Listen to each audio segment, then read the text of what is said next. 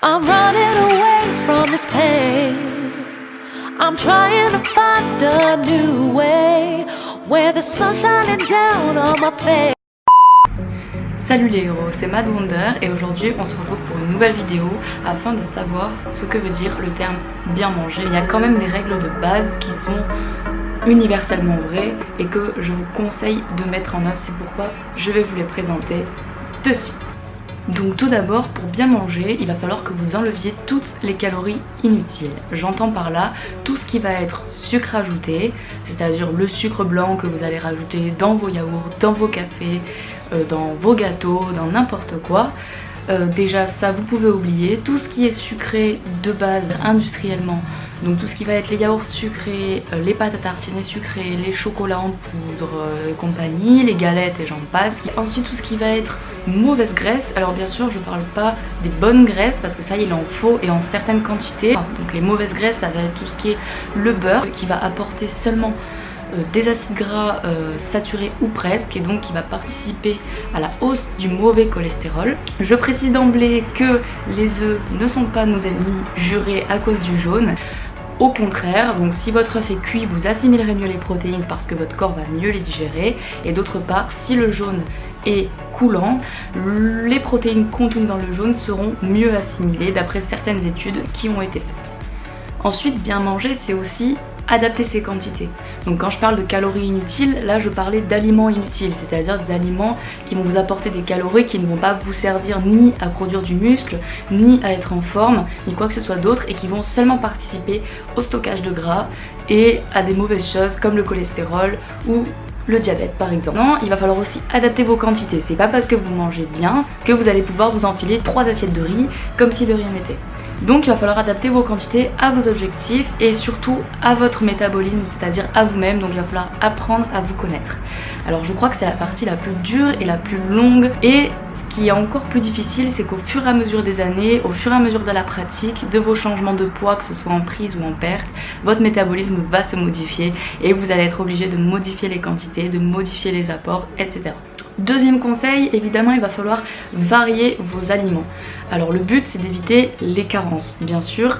Alors non, c'est pas parce qu'on mange bien et qu'on élimine toutes les merdes du quotidien de notre alimentation qu'on va avoir des carences, pas du tout. En mangeant simplement les bonnes choses, c'est-à-dire les légumes, les fruits, des glucides et des protéines ainsi que des lipides, on va apporter absolument tout ce dont notre organisme a besoin pour fonctionner et pour être en forme.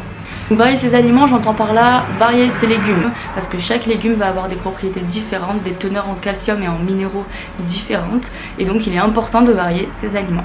Également, pensez à varier les glucides, vous pouvez prendre du riz, du quinoa, des pâtes, enfin vous avez énormément de glucides. Ensuite, pour les protéines, bien sûr, il faut privilégier tout ce qui est viande maigre, donc ça va être la viande blanche par rapport à la viande rouge, ou si vous prenez de la viande rouge, prenez de la viande à 5%, ce sera beaucoup mieux. Également le poisson et les œufs qui sont de très très bonnes sources de protéines animales. Vous avez également bien entendu les protéines végétales, hein, donc pour les végétariens ou végétaliens ou les véganes, donc qui eux vont associer souvent des céréales et des légumineuses afin d'avoir un apport en acides aminés complet. Un quatrième petit conseil, donc ça va être de manger régulièrement. Alors oui, souvent, quand je dis aux gens que je mange 5 ou 6 fois par jour, ils ont tendance à me regarder et à me dire « Attends, mais tu te fous de ma gueule, t'as vu comment t'es taillé, c'est impossible que tu manges 5 ou 6 fois par jour. Moi, si je fais ça, je prends 10 kilos en 2 semaines. » Alors simplement, il va être important de manger plusieurs fois pour plusieurs raisons. Déjà la première, c'est que souvent on laisse énormément d'heures entre les repas, et si vous espérez un minimum développer votre masse musculaire et ne pas entrer en catabolisme, c'est-à-dire en perte de muscle, il va falloir manger un peu plus souvent. C'est la première raison. Et la deuxième, c'est que en mangeant plus souvent, vous allez accélérer votre métabolisme.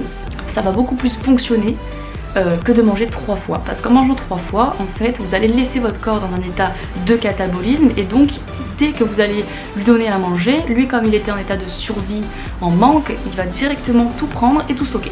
Alors que si vous mangez plusieurs fois dans la journée, vous allez lui dire que son apport est suffisant, et donc dès que vous allez commencer à faire de l'exercice ou dès qu'il aura besoin de brûler des calories, non seulement il va pas taper dans vos muscles mais dans votre graisse, et en plus de ça, vous allez être calé toute la journée, ou presque, Ensuite, un cinquième point très important, c'est l'hydratation. Il faut savoir que bien s'hydrater, ça va vous permettre de faciliter le transport des nutriments et des vitamines que vous ingérez. Si vous supplémentez en vitamines ou même si vous faites attention à ce que vous mangez mais que vous ne buvez pas assez d'eau, ça va pas être conduit ça va pas être conduit aux bons endroits dans votre corps et du coup c'est dommage. Le but c'est de boire et de pas attendre d'avoir soif, parce que quand vous avez soif ça va être trop tard, c'est à dire que votre corps il est déjà en diminution de capacité, il est déjà affaibli. L'eau va permettre d'éliminer vos toxines, donc on fabrique énormément de toxines déjà de base, en plus quand on mange protéiné on va fabriquer pas mal de déchets, donc il va falloir éliminer notamment l'acide urique. Donc si vous avez du mal avec l'eau, ce que je peux vous conseiller c'est de prendre ces petites choses. Vous en avez même à l'Ice Tea, voilà, Ice Tea, avec un sachet vous pouvez faire 1,5 litre de boisson. Vous pourrez en trouver sur tous les sites qui vendent ou presque des compléments alimentaires, vous aurez le mien dans la description. Pour terminer cette vidéo, j'aimerais insister sur un dernier point qui est qu'il faut savoir se faire plaisir. Alors bien sûr, je ne dis pas que bien manger signifie être en frustration. Je dis juste d'adapter les quantités et de faire attention un petit peu à tout ce qui est index glycémique et tout ça. Après, si le week-end vous ressentez pas le besoin de sortir de votre alimentation saine, entre guillemets, ne le faites pas, c'est pas une obligation, mais en le faisant une fois par semaine, vous n'allez pas du tout nuire à votre travail de toute la semaine, d'accord? Ça c'est pas vrai. Par contre, si vous voyez que votre repas, vous mangez à en être malade, c'est peut-être que votre alimentation est trop stricte pour le moment et que vous n'arrivez pas à la tenir. Donc dans ces cas-là, faites en sorte de moins vous réduire la semaine, faites-vous un peu plus plaisir, augmentez un peu les quantités, changez vos plats, mais si vous voyez que le week-end vous vous rendez malade, c'est que vraiment vous êtes un peu trop frustré. Dans tous les cas, dites-vous bien que si vous voulez adapter une alimentation plus saine et faire attention à vous, ça se fera pas du jour au lendemain, il va falloir y aller progressivement parce que toutes les personnes qui veulent faire des choses de façon précipitée, ça tient jamais sur le long terme. Alors surtout, prenez votre temps, mettez-y vous progressivement, ne soyez pas trop dur avec vous-même et si vous avez envie de vous y mettre, motivez-vous, faites en sorte que personne ne puisse vous arrêter, entourez-vous de personnes qui vous motivent, si vous avez personne dans votre entourage qui soutient votre mode de vie, que tout le monde vous prend pour un fou et que vous êtes le seul à faire attention à votre alimentation, c'est pas grave, vous pourrez trouver de la motivation sur les réseaux sociaux, il y a des personnes qui sont prêtes à vous aider si vous avez des questions. Faites en sorte de commencer aujourd'hui parce que un corps bien taillé ça s'obtient pas en 2 mois avant l'été, ça se travaille toute l'année, ok? Et surtout ne lâchez rien, soyez fiers de vous et continuez à vous battre jusqu'au bout. Voilà, c'est la fin de cette vidéo, j'espère qu'elle vous aura plu. Si c'est le cas, n'hésitez pas à mettre un petit pouce bleu, à vous abonner et je vous dis à bientôt pour la prochaine vidéo. Surtout n'oubliez pas, on ne se rend jamais.